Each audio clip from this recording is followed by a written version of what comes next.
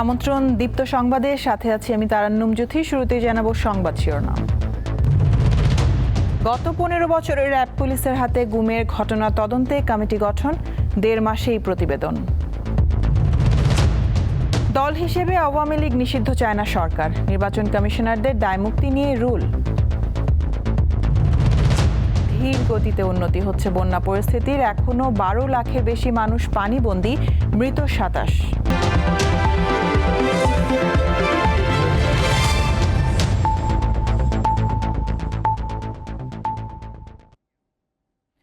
আওয়ামী লীগ সরকারের গত 15 বছরে বিচার বহির্ভূত হত্যা ও গুমের ঘটনায় তদন্ত কমিশন গঠন করল অন্তর্বর্তীকালীন সরকার।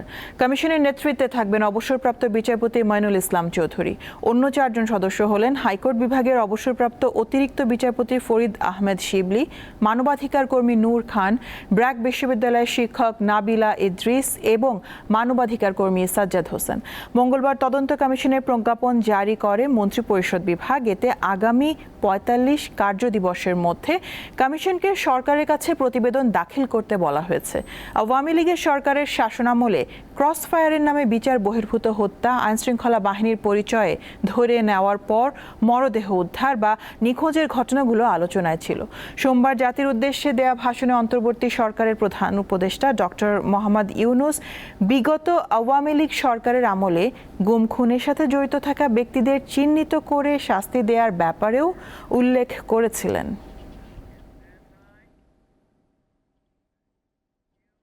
রাজধানীর নিউ মার্কেট থানায় করা ব্যবসায়ী আব্দুল ওয়াদুদ হত্যা মামলায় গ্রেপ্তার জাসদ সভাপতি হাসানুল হক ইনুর 7 দিনের রিমান্ড মঞ্জুর করেছে আদালত।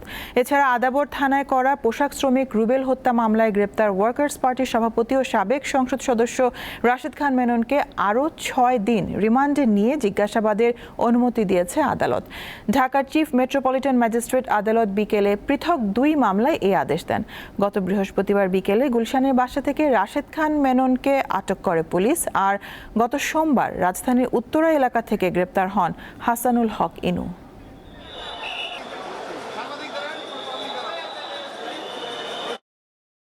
আজকে হাসানুল ইনুকে নিউ মার্কেট থানায় মামলায় উভয় পক্ষের শুনানি অন্তে হাসানুল হক ইনুর বিরুদ্ধে 7 দিনের রিমান্ড মঞ্জুর করে। এই রাশেদ খান মেননকে এই আদাবর থানা মামলায় আজকে সৌনারেজ দেখানো হয়। বিজ্ঞ আদালত উভয় পক্ষে শুনানি গ্রহণ করার পর এই আসামির বিরুদ্ধে 6 দিনের রিমান্ড মঞ্জুর করে। রাজনৈতিক দল হিসেবে আওয়ামী লীগ নিষিদ্ধ হোক এমনটা চায় না সরকার, কারণ এতে সাংবিধানিক অধিকার ক্ষুণ্ণ হবে। মঙ্গলবার একটি রিটের শুনানিতে অ্যাটর্নি জেনারেল আদালতকে এই তথ্য জানান। এছাড়া 2014-2018 সালের নির্বাচন কমিশনারদের দায়মুক্তি দেয়া কেন অবৈধ নয় তা জানতে চেয়ে রুল জারি করেছে হাইকোর্ট। দেশের সবচেয়ে প্রাচীন রাজনৈতিক দল আওয়ামী লীগ। 52-র ভাষা আন্দোলন থেকে 71-এর মুক্তিযুদ্ধে অনবদ্য অবদান রয়েছে দলটির। কিন্তু 2009 সালে ক্ষমতায় আসার পর থেকে দলের নেতাকর্মীরা ব্যাপক দুর্নীতিতে জড়িয়ে পড়েন। সাম্প্রতিক ছাত্র জনতার আন্দোলনে দলটির নেতাকর্মীদের বিরুদ্ধে গুলি চালানোর অভিযোগ ওঠে। গত 5 আগস্ট আওয়ামী লীগ নেতৃত্বাধীন সরকারের পতন হয়।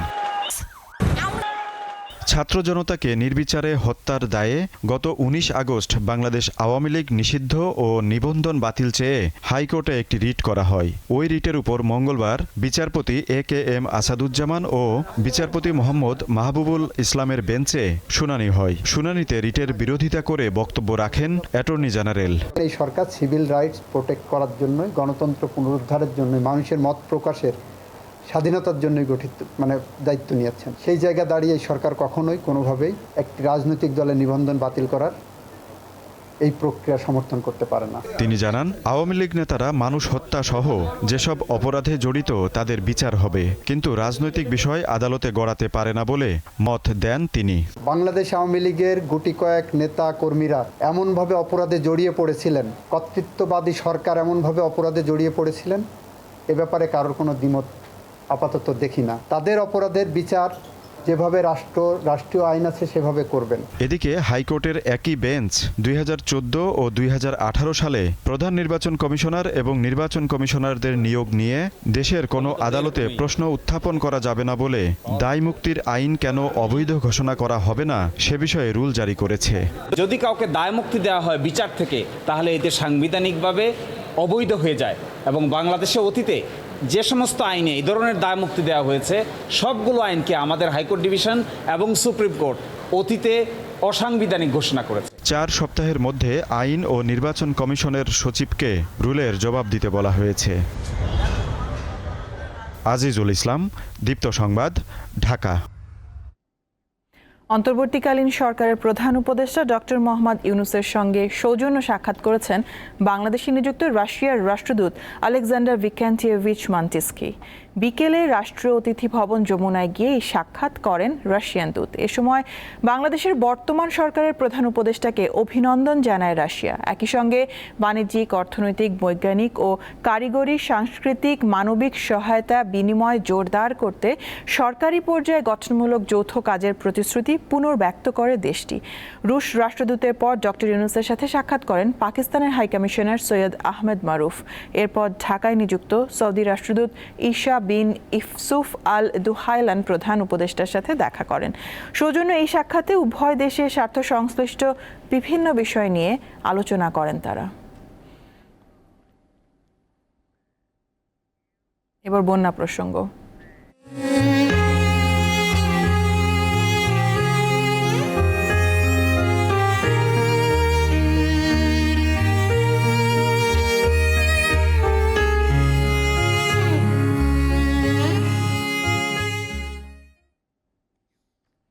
বন্যা পরিস্থিতির ক্রমান্বয়ে উন্নতি হচ্ছে, এতে পানিবন্দী মানুষের সংখ্যাও কমে এসেছে। দুর্যোগ ব্যবস্থাপনা ও ত্রাণ মন্ত্রণালয় জানিয়েছে, নতুন করে 30,000-এর বেশি পরিবার পানিবন্দী অবস্থা থেকে মুক্ত হয়েছে। তবে বন্যায় নিহতের সংখ্যা আরও 4 জন বেড়ে 27 জনে দাঁড়িয়েছে। ভারী বৃষ্টির কারণে খুব একটা উন্নতি হয়নি নোয়াখালীর বন্যা পরিস্থিতির। দুর্গতদের কেউ কেউ বিভিন্ন শিক্ষা প্রতিষ্ঠানে, আবার অনেকে আশপাশের ফাঁকা দালানে আশ্রয় নিয়েছে। বন্যার কারণে বিশুদ্ধ পানির সংকটের পাশাপাশি জেলায় অনেকেই ডায়রিয়ায় আক্রান্ত হচ্ছেন। লক্ষ্মীপুরে বিপদসীমার উপরে থাকা বিভিন্ন নদীর পানি 9টি পয়েন্টে কমতে শুরু করেছে। পানি কমলেও খাবার ও বিশুদ্ধ পানির সংকটে ভুগছে বানভাসী মানুষ। জেলার কমলনগরে পানিতে ডুবে হৃদয় নামের এক কিশোর মারা গেছে। কুমিল্লায় পানিতে ডুবে 2 শিশুসহ 5 জনের মৃত্যু হয়েছে। এ নিয়ে জেলায় বন্যায় মৃতের সংখ্যা দাঁড়ালো মোট 13 জনে। এছাড়া বন্যা কবলিত এলাকাগুলো থেকে পানি নামতে শুরু করেছে। জেলা প্রশাসনের তথ্য অনুযায়ী বর্তমানে 7.5 লাখ মানুষ পানিবন্দী আছে। আমাদের এই গ্রামের অনেক লোক পানিবন্দী আছে, এখনো অনেকে খাবার পায় না, কিন্তু মানুষ এদিকে ত্রাণ আসে না। বাড়িতে পানি উঠে গেছে, ফাউল চুলা সব পানির তলে, আমরা রান্না বান্না করে খাইতে পারি না। অঙ্কা আমরা অন্য অন্য বাড়ির ভিতরে উঠে রয়েছি, আমরা তো মাল সব পানির ভিতরে। কোনো রান্না বান্না নেই, আছে 6 দিন পানির নিচে, গরু বাছুর নিয়ে, বাচ্চা কাচ্চা নিয়ে, নায়নাত নিয়ে, ফুতের বউটো নিয়ে খুব কষ্টে আছি আমরা। চাঁদপুরে বন্যার পানিতে তলিয়ে আছে বহু বাড়িঘর ও রাস্তাঘাট। এ পর্যন্ত 60,000 মানুষ পানিবন্দী হয়ে পড়েছে বলে জানিয়েছে শাহরাস্তি উপজেলা প্রশাসন। রাঙামাটির বাঘাইছড়ির বন্যা পরিস্থিতির উন্নতি হয়েছে। পানি কমায় অনেকে নিজ নিজ বাড়িতে ফিরতে শুরু করেছে। তবে কাপ্তাই হ্রদের পানি বেড়ে শহরের নিম্নাঞ্চলে হ্রদের তীরের বসতিগুলো তলিয়ে আছে। হবিগঞ্জে বন্যার পানি নামার পর ভেসে উঠেছে ক্ষতচিহ্ন। কৃষক ও খামারিদের মাথায় পড়েছে চিন্তার ভাঁজ। 6টি উপজেলার 1,500 মৎস্য খামারের প্রায় 10 কোটি টাকার মাছ বন্যার পানিতে ভেসে গেছে। বন্যার প্রভাব পড়েছে রোপা আমনেও। জেলার 6টি উপজেলায় 6,727 হেক্টর জমি বন্যার পানিতে তলিয়ে গেছে। দেশের চলমান বন্যা পরিস্থিতির তথ্য তুলে ধরে দুর্যোগ ব্যবস্থাপনা ও ত্রাণ মন্ত্রণালয় জানায়, এখন পর্যন্ত 11টি জেলার 74টি উপজেলা বন্যাপ্লাবিত। বর্তমানে 12,07,429টি পরিবার পানিবন্দী রয়েছে। পানিবন্দী পরিবারের সংখ্যা সর্বশেষ তথ্য অনুযায়ী আজকে দুপুর 1টা পর্যন্ত 12,07,429টি এবং ক্ষতিগ্রস্ত লোকের সংখ্যা 56,19,375 জন। মৃতের সংখ্যা 27, এর ভিতরে কুমিল্লা 10, ফেনী 1, চট্টগ্রাম 5, খাগড়াছড়ি 1, নোয়াখালী 5, ব্রাহ্মণবাড়িয়া 1, লক্ষ্মীপুর 1 ও কক্সবাজার 3। সংবাদ সম্মেলনে আরও বলা হয়, সরকারি বেসরকারি সহ সব পর্যায় থেকে ত্রাণ বিতরণ অব্যাহত আছে। বন্যা আক্রান্ত জেলাগুলোতে স্বাস্থ্যসেবা দেওয়ার জন্য কয়েকটি ফিল্ড হাসপাতাল প্রস্তুত করা হয়েছে। কয়েকটা জায়গায় আমরা ফিল্ড হসপিটাল প্রস্তুত রেখেছি এবং যেখানে আফরিদ হাসান, দীপ্ত বার্তা কক্ষ। সেনাবাহিনীর বন্যার্তদের সাহায্যে ঢাকা বিশ্ববিদ্যালয়ের ছাত্র শিক্ষক কেন্দ্র সহ ক্যাম্পাসের কয়েকটি স্থানে চলছে বৈষম্য বিরোধী ছাত্র আন্দোলনের গণত্রাণ সংগ্রহ কার্যক্রম। এতে নানা শ্রেণী পেশার মানুষকে এগিয়ে আসতে দেখা গেছে। মঙ্গলবার বিকেল 5টা পর্যন্ত নগদ অর্থ সংগ্রহ হয়েছে 49,51,800 টাকা। এদিন 24টি ট্রাকে করে বন্যা কবলিত এলাকায় 30,000 প্যাকেট ত্রাণ পাঠানো হয়েছে বলে জানিয়েছেন বৈষম্য বিরোধী ছাত্র আন্দোলনের সমন্বয়করা।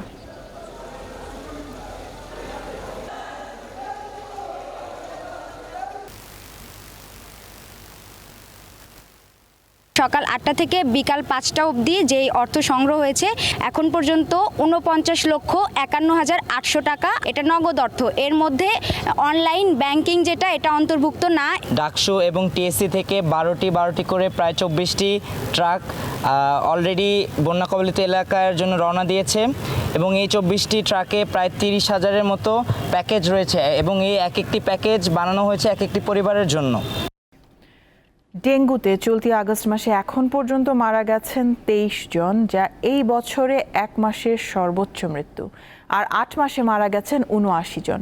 বিশেষজ্ঞরা বলছেন, বৃষ্টি ও বন্যার কারণে এডিস মশা দ্রুত বংশবিস্তার করবে, তাই এই বিষয়ে এখনই নজরদারি প্রয়োজন।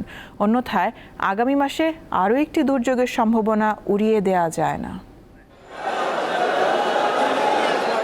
জুলাই আগস্ট জুড়ে গণ অভ্যুত্থানের কারণে ডেঙ্গুর খবর পিছিয়ে পড়ে, কিন্তু এরপরে শুরু হয় ভারী বৃষ্টি ও বন্যা। ফলে চলতি মাসে প্রায় 5,500 ডেঙ্গুতে আক্রান্ত রোগী হাসপাতালে ভর্তি হয়ে চিকিৎসা নেন, যা আলোচনায় আসেনি। স্বাস্থ্য অধিদপ্তরের 27 আগস্ট পর্যন্ত দেয়া তথ্যে জানা যায়, এই মাসে ডেঙ্গুতে আক্রান্ত হয়ে 23 জন মারা গেছেন। এরই মধ্যে সিটি কর্পোরেশনগুলো থেকে মেয়রদের অপসারণ করে প্রশাসককে দায়িত্ব দেওয়া হয়েছে। তাই মশা নিধন সহ অন্যান্য কাজে গতি আসা উচিত বলে মনে করেন এই বিশেষজ্ঞ। প্রশাসকরা তো সিস্টেম যেহেতু জানে, তাদের কাছে তো অর্থ তো কম বেশি অর্থ আছে, একদম যে নাই তা তো না। তো সেগুলোকে মানে যতটুকু আছে সেটাকে কাজে লাগাতে হবে। আগামী মাসে ডেঙ্গু রোগী বাড়তে পারে এমন শঙ্কার কথা জানিয়ে বিষয়টি নিয়ে এখনই কাজ করতে হবে বলে মনে করেন তিনি। যখন নাকি বৃষ্টি শেষ হয়ে যাবে, তারপরে বন্যার পানি নেমে যাবে, অনেক গর্ত, এখানে নালা ইত্যাদিতে পানি জমি থাকবে, ওইখানে মশা ডিম পারবে এবং মশার উপদ্রব হবে। ডেঙ্গু প্রতিরোধে মানুষকে সচেতন হওয়ার পরামর্শ তার। লাবণী গুহ, দীপ্ত সংবাদ, ঢাকা। সম্প্রতি বিভিন্ন ইস্যুতে আন্দোলনে নেমেছে বেশ কিছু সংস্থা, যার নেপথ্যে ভিন্ন রাজনৈতিক উদ্দেশ্য থাকতে পারে বলে মত বিশ্লেষকদের। তারা জানান, সব দাবি মেনে নেওয়ার মতো সময় নতুন সরকারের আসেনি। অন্তর্বর্তী সরকার ক্ষমতা গ্রহণের পর থেকেই শুরু হয় নানা সংস্থার নানা দাবি উত্থাপন। যদিও ছাত্র জনতার অভ্যুত্থানের সরকার শুরু থেকেই এসব আন্দোলনকে গণতান্ত্রিক অধিকার মনে করে আসছে। প্রধান উপদেষ্টার বাড়ি থেকে শুরু করে রাজধানীর গুরুত্বপূর্ণ সড়ক, এমনকি প্রশাসনের কেন্দ্রবিন্দু সচিবালয় ঘিরেও ছড়িয়ে পড়ে দাবির আগুন। অন্তর্বর্তী সরকারের প্রধান উপদেষ্টাও বলেন, গত 16 বছরের বৈষম্যের কারণে মানুষের মনে ক্ষোভ জমে আছে, তবে তাতে ব্যাহত হচ্ছে সরকারের এগিয়ে চলা। 15 বছরের ফ্যাসিবাদী শাসন ব্যবস্থা প্রায় প্রতিটি ক্ষেত্রেই আমাদের জন্য পর্বতসম চ্যালেঞ্জ রেখে গিয়েছে। সরকার বাধাগ্রস্ত হলে বৈষম্য দূর করা কঠিন হবে বলে মত বিশ্লেষকদের। এই দাবি দেওয়ার অহিংস হওয়া উচিত, জনদুর্ভোগ বাড়ায় এরকম হওয়া উচিত নয়। কিন্তু আমরা দেখেছি যে রাস্তাঘাট বন্ধ করে এই দাবি দেওয়াগুলো নিয়েছে, এতে জনগণের দুর্ভোগ বেড়েছে, এটা নিয়ে প্রশ্ন উঠেছে। সুবিধা বঞ্চিত গোষ্ঠী যদি নানাভাবে চাপ তৈরি করে, তখন সরকারের যে প্রতিদিনের যে কাজ কিংবা তারা যে লক্ষ্যকে সামনে রেখে দায়িত্ব নিয়েছে, সেই জায়গাতে নানা ধরনের কর্মছন্দপতন তো ঘটবেই। বিশ্লেষকদের ধারণা, এই আন্দোলনের আড়ালে থাকতে পারে বিশৃঙ্খলা করার চেষ্টা, যা করতে পারে বিগত দিনের সরকারের অনুসারীরা। ধারাটা তৈরি করতে পারে তাহলে হয়তো আমরা সামনের দিকে এগোবো। আওয়ামী লীগ সরকার যখন আসছিল দিন বদলের কথা বলে আসছিল, দেখলাম যে কিছু লোকের দিন বদল হলো এবং বাকিরা অন্ধকারেই থাকলো। আমরা চাই সত্যিকার একটা দিন বদল হোক। যারা ক্ষমতা থেকে চলে যান তারা আর যারা ক্ষমতা বা দায়িত্বে আসেন তাদেরকে যারা চলে যান তারা নানা ধরনের রাজনৈতিক বাস্তবতার মুখোমুখি করতে চান। এটি আমাদের দেশে এড়িয়ে যাওয়ার বা লুকানোর কিছু নাই।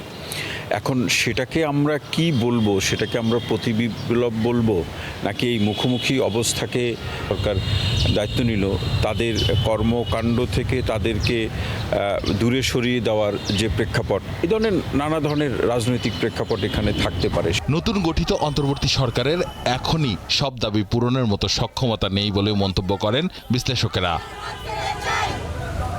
আসিফ জামান, দীপ্ত সংবাদ, ঢাকা। অন্তর্বর্তী সরকারকে যৌক্তিক সময়ে নির্বাচন দেওয়ার আহ্বান জানিয়েছেন বিএনপির স্থায়ী কমিটির সদস্য হাফিজউদ্দিন আহমেদ। দুপুরে জাতীয় প্রেস ক্লাবে এক অনুষ্ঠানে তিনি বলেন, বিএনপির উপর যে অত্যাচার আওয়ামী লীগ করেছে তা কেউ কারো সাথে কোনোদিন করেনি। বিএনপি 10 বছর সংগ্রাম করলেও এদের সরানো সম্ভব হতো না উল্লেখ করে বলেন, ছাত্র জনতার বিপ্লবের ফলেই তা সম্ভব হয়েছে। বন্ধুত্বের সম্পর্ক বজায় রাখতে শেখ হাসিনাকে দেশে ফেরত পাঠানোর জন্য ভারতের প্রতি আহ্বান জানান হাফিজউদ্দিন আহমেদ। একটি গোষ্ঠী উদ্ভট দাবি নিয়ে আন্দোলন করার চেষ্টা করছে জানিয়ে প্রধান উপদেষ্টাকে আরও কঠোর হওয়ার আহ্বান জানান তিনি।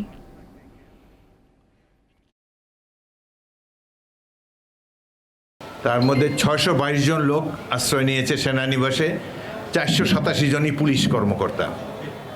এরা প্রত্যেকে খুনি, নিরীহ মানুষকে, রাজনৈতিক কর্মীকে, ছাত্রছাত্রীদেরকে হত্যা করে ক্যান্টনমেন্টে গিয়ে পালিয়েছে। আমি সেনাপ্রধানকে অনুরোধ করব, এই 622 জনের নাম তালিকা আপনি ঘোষণা করুন। এই ধরনের দুর্বৃত্তদের অভয়ারণ্য তো সেনানিবাস হতে পারে না। বাংলাদেশ থেকে আরও বেশি শান্তিরক্ষী নিতে জাতিসংঘের প্রতি অনুরোধ জানিয়েছেন অন্তর্বর্তী সরকারের স্বরাষ্ট্র উপদেষ্টা জাহাঙ্গীর আলম চৌধুরী। ঢাকা সফররত জাতিসংঘের একটি প্রতিনিধি দলের সঙ্গে দুপুরে বৈঠক শেষে সাংবাদিকদের তিনি এই তথ্য জানান। এ সময় স্বরাষ্ট্র উপদেষ্টা আরও বলেন, ছাত্র জনতার অভ্যুত্থানে ঘটে যাওয়া গণহত্যার তদন্তে জাতিসংঘকে সব ধরনের সহযোগিতা করবে বাংলাদেশ। বৈঠক শেষে জাতিসংঘের হাইকমিশনার দফতরের এশিয়া প্রশান্ত মহাসাগরীয় অঞ্চলের প্রধান জানান, ছাত্র জনতার অভ্যুত্থান চলাকালে সংঘটিত নৃশংসতা তদন্তের বিষয়ে ইতিবাচক আলোচনা হয়েছে। পুলিশ, আর্মি এবং অন্যান্য বাহিনীর সদস্যরা যেতে পারে, তাদের কাছে আমরা রিকোয়েস্ট করছি এবং তারা বলছে যে বাংলাদেশে যারা ইউএনএ কাজ করতে চায় খুবই ভালো কাজ করতেছে, তারা এদের খুবই প্রেস করছে এবং বলছে ভবিষ্যতে এই বাংলাদেশে সবসময় যেন 1 নম্বরেই থাকতে পারে এই ব্যবস্থা তারা করবে। কোটা সংস্কার আন্দোলন ঘিরে গত 16 জুলাই থেকে 5 আগস্ট পর্যন্ত চট্টগ্রামের বিভিন্ন এলাকায় আহত হয়েছেন কয়েকশো মানুষ। অনেকে এখনও হাসপাতালের বিছানায় কাতরাচ্ছেন। চিকিৎসকরা বলছেন, আহতদের দ্রুত সুস্থ করে তুলতে সর্বোচ্চ চেষ্টা করছেন তারা। আরমান হোসেন রিমন পড়াশোনার পাশাপাশি কাজ করেন চট্টগ্রাম নগরের রিয়াজউদ্দিন বাজারের একটি প্রতিষ্ঠানে। 4 আগস্ট রাইফেল ক্লাবের অদূরে মিছিলে ছিলেন সামনের সারিতে। আমি আধা ঘন্টা 1 ঘন্টার মতো আমি আন্দোলনে থাকছিলাম, তারপরে আমি গুলি খেয়েছিলাম আর কি, পেছন থেকে গুলি করছিল, এখান থেকে হাড় ভেঙে বুলেট বের হয়ে গেছে। 15 দিন ধরে চট্টগ্রাম মেডিকেল কলেজ হাসপাতালে চিকিৎসাধীন বাঁশখালীতে আন্দোলনের সময় গুলিবিদ্ধ আরিফ ইসলাম। পরিবারের উপার্জনক্ষম একমাত্র সন্তান হওয়ায় সংসার আর চিকিৎসা খরচ নিয়ে দুশ্চিন্তায় দিন কাটছে তার। এখন তো গুলিটা বের করতে পারবো না, গুলিটা বের করলে তাহলে আমি আগে ভবিষ্যতে আমি আর কিছু করতে পারবো না, আমার সমস্যা হবে। আমি কিভাবে চলবো, আমার বাচ্চা সুস্থ কিভাবে হবো, আমরা কিছু আমার তুমি সাহায্য চাইছি। হাসপাতালে শুয়ে সুস্থতা কামনা করছেন উমরগনি এমএস কলেজের স্নাতক 2য় বর্ষের শিক্ষার্থী মোহাম্মদ জাহাঙ্গীর আলম। নিজের জীবনকে ঝুঁকি নিয়ে অনেক কষ্ট করে দেশকে স্বাধীন করলাম, স্বাধীন করার পর এখন আমাদের সবার আলহামদুলিল্লাহ ভালো লাগতেছে। 5 আগস্ট বিজয় মিছিল করার সময় একজন বন্ধুকে বাঁচাতে গিয়ে নগরের মনসুরাবাদ এলাকায় আহত হন মোহাম্মদ সাকিব। তার দাবি, পুলিশের গুলিতে আহত হয়েছেন তিনি। বিজয় মিছিলেতে আসাকালীন পুলিশ রাস্তার ওই পারে ছিল, আমরা এই পারে ছিলাম। আমার একটা বন্ধুকে বুকে গুলি করছে, ওকে ধরতে গিয়ে আমি নিজেও গুলি খাইছি। আমি এক বোন ও আমার ভাই একটা, তো চাকরি করতো, চাকরি করে সংসারটা কোনোভাবে চালাতো। তো এখন ও এমনভাবে অসুস্থ, ইনজুরি হয়ে পড়ে আছে। আমরা বাসা ভাড়া থাকি আমরা, তো বাসা ভাড়া চলতেছে, প্লাস খাওয়া দাওয়া যাতায়াত খরচ অনেক হচ্ছে। এখন আমার ছেলে তো পঙ্গু বিজনেস হিসেবে আমি মা শখে দেখি না, আমার ছেলের ভবিষ্যৎ কি। বর্তমানে চমেকো হাসপাতালে চিকিৎসাধীন আছেন 29 জন, তাদের মধ্যে 3 জন রয়েছেন আইসিইউতে। কারো কারো আছে যে মানে শ্যুট হয়েছে, হ্যাঁ ডিরেক্ট শ্যুট করা হয়েছে, এখানে এন্ট্রি উন্ড এক্সিট উন্ড আছে। স্বাভাবিকভাবেই ওদেরকে আমাদেরকে প্রিপেয়ার করতে একটু সময় লাগতেছে। ওদের উন্ডগুলা যখন হেলদি হবে তারপর আমরা ওদেরকে অপারেশনে যেতে পারবো। সহযোগিতার জন্য সমাজের বিত্তবানদের এগিয়ে আসার আহ্বান জানিয়েছেন আহতদের স্বজনেরা। রুনা আনসারি, দীপ্ত সংবাদ, চট্টগ্রাম। সাম্প্রতিক ছাত্র জনতার আন্দোলনে অনুপ্রেরণা যোগায় অসংখ্য প্রতিবাদী গান।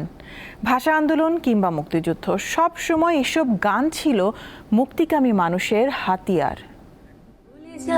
আমি ভুলে যাও, তুমি ভুলে যাও পুরো জাতি।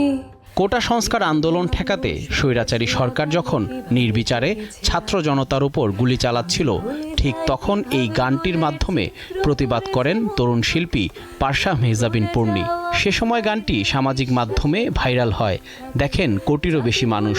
আবু সাইদ মুগ্ধদের মৃত্যুতে রক্তক্ষরণ হয় পূর্ণির হৃদয়।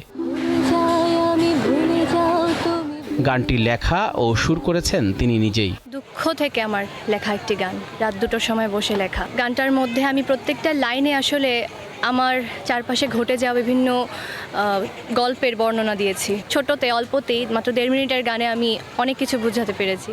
ভয় বাংলায়, ভয় বাংলায়, ভয় বাংলায়, ভয়।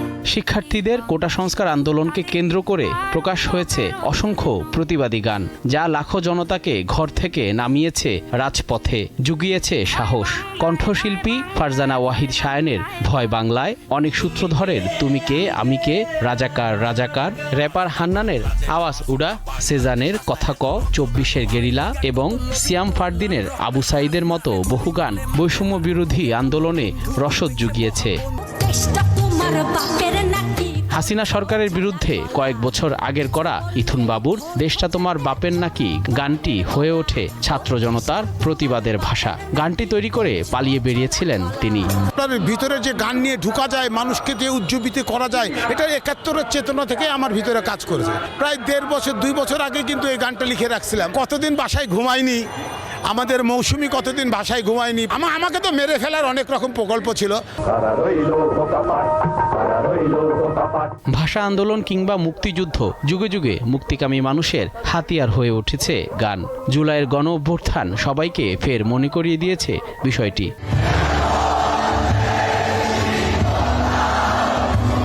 জহিরুল মোহসান, দীপ্ত সংবাদ, ঢাকা। আন্তর্জাতিক প্রসঙ্গ। গাজায় ইসরায়েলি ভয়াবহ আগ্রাসনের ত্রাণ কার্যক্রম বন্ধ করতে বাধ্য হলো জাতিসংঘ। সংস্থাটির এক কর্মকর্তার বরাতে এই তথ্য জানায় আন্তর্জাতিক গণমাধ্যমগুলো। প্রতিবেদনে বলা হয়, নিরাপত্তা অনিশ্চয়তায় উপত্যকায় কার্যক্রম চালাতে পারেনি সংস্থাটির কর্মীরা। বাসিন্দাদের নতুন করে মধ্য গাজার দেইর আল বালাহ খালি করার নির্দেশ দিয়েছে ইসরায়েলি সেনারা। এর মধ্যে শুরু হয়েছে ব্যাপক হামলা। চলতি বছরে ইসরায়েলি হামলার তীব্রতায় রাফা থেকে দেইর আল বালায় নিজেদের অপারেশন সেন্টার স্থানান্তরিত করে জাতিসংঘ। এখন আবার সেখানেই তাণ্ডব শুরু করেছে ইসরায়েলি বাহিনী। জীবন বাঁচাতে বাধ্য হয়ে সব সরঞ্জাম ফেলে নিরাপদ আশ্রয়ে সরে এসেছেন জাতিসংঘের কর্মীরা। তাই আপাতত পুরো গাজায় বন্ধ রয়েছে ত্রাণ কার্যক্রম। পাকিস্তানের বিপক্ষে দ্বিতীয় টেস্টে খেলতে বাধা নেই সাকিব আল হাসানের।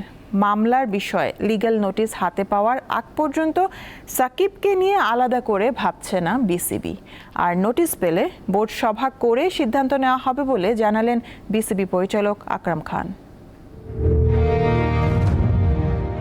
সমালোচনা আর সাকিব এখন যেন সমর্থক শব্দ। তবে তার বিরুদ্ধে হত্যা মামলা কোনোভাবেই মেনে নিতে পারছেন না তার সতীর্থরা। রাওয়ালপিন্ডিতে প্রথমে মমিনুল, পরে একে একে সাকিবের পাশে দাঁড়াচ্ছেন সাবেক ও বর্তমান ক্রিকেটাররা। এবার সাকিবের পাশে দাঁড়ালো বোর্ডও। সভাপতি দুদিন আগে জানিয়েছিলেন লিগ্যাল নোটিশ হাতে না পাওয়া পর্যন্ত সমস্যা দেখছেন না তারা। এবার এক পরিচালকও জানালেন দ্বিতীয় টেস্টের আগে তারা কিছু ভাবছেন না। আইনি কোনো নোটিশ পাওয়ার পর উনি বলেছেন, বাট এখন পর্যন্ত আমি জানা মতো কোনো আইনি কোনো কিছু বিসিবিতে এখনও পাইনি। এটা পেলে তারপর হয়তো বা আমরা সবাই বসে এটা নেক্সট সিদ্ধান্তটা নিব। অস্থিরতা শুরুর পর থেকে দেশে পা রাখেননি সাকিব। কানাডায় টি-20 লিগে খেলার পর সরাসরি চলে গেছেন পাকিস্তানে। এই সিরিজের পর তিনি দেশে ফিরবেন নাকি যুক্তরাষ্ট্রে যাবেন সে বিষয়ে বোর্ড সভাতেই সিদ্ধান্ত হবে। এটা মনে হয় হয়তো বা আমাদের প্রেসিডেন্ট এটা বলবেন। সেদিন আমাদের বোর্ড মিটিং আছে, সেখানে হইতে পারে বা তারপরে হইতে পারে। এটা আপনার আমাদের বোর্ড প্রেসিডেন্ট উনি এটা যাচাই উনি এটা সিদ্ধান্ত নেবেন। তবে বোর্ডের পরিচালনা পর্ষদের পরিবর্তন নিয়ে কোনো কথা বলতে চান না সাবেকেই অধিনায়ক।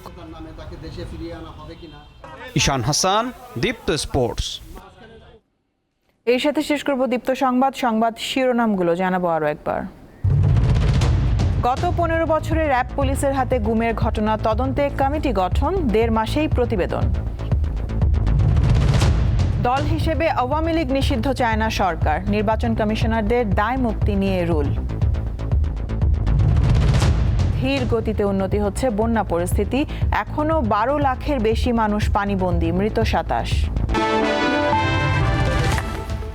এ ছিল এখনকার মতন। আমি তারান্নুম জুথি বিদায় নিচ্ছি। দর্শক আরও তথ্য বিনোদনের সংবাদ জানতে যুক্ত থাকুন দীপ্ত টিভির ডিজিটাল প্ল্যাটফর্মগুলোতে। ধন্যবাদ সবাইকে।